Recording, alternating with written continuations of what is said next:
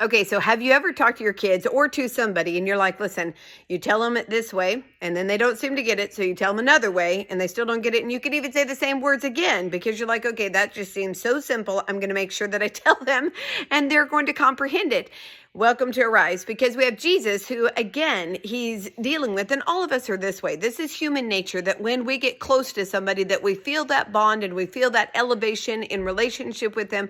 When we catch their vision and we're just like, okay, that is so God. I want to be a part of that. And I want to be part of your, I want to be part of your leadership, and I want to be a part of helping this succeed because I so know this is God. And so remember that we are here in Matthew chapter 20, and Jesus, is addressing the 10 disciples who were offended by the other two who have asked that when he comes into his kingdom, that one sit at the right and one sit at the left. And he asks them a very important question. Are you able? And they say, yes, we are. We talked about this the last couple of days, and I would suggest going back and listening to the other 2 days, because though there's something very powerful there that I can't address today because we need to move on. Today in Matthew 24 and 25, Jesus is telling them, he says, you know that the rulers of the Gentiles lord it over them, and those who are great exercise authority over them.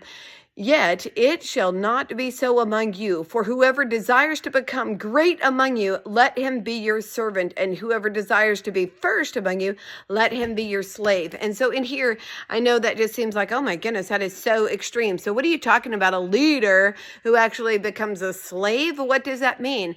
And it really means that, listen, from your heart, if leadership is where you are in the church or an organization or a ministry, you're not just lording it over everybody else. Now, you do have to, recruit people that are, me. I like to recruit people who are better than me to fill that position. And I want to empower them to do that position. I don't want to micromanage it, because then it's like, well, they don't feel valuable in the position that I've asked them to be a part of. And so same thing with Jesus here. He wants us. What is your calling? What part are you doing?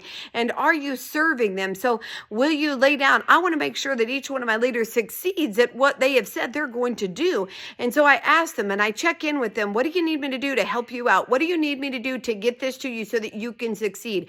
Because that is so important, that as a leader, just like Jesus is doing here, he's like, listen, you can have a title, you can have something that elevates you. However, you have got to make sure that you understand that having that title means that you are the slave to it. You are the one who is working it. You are the one who is putting your efforts into it, putting your resources in it for it to be good, to advance the kingdom of God.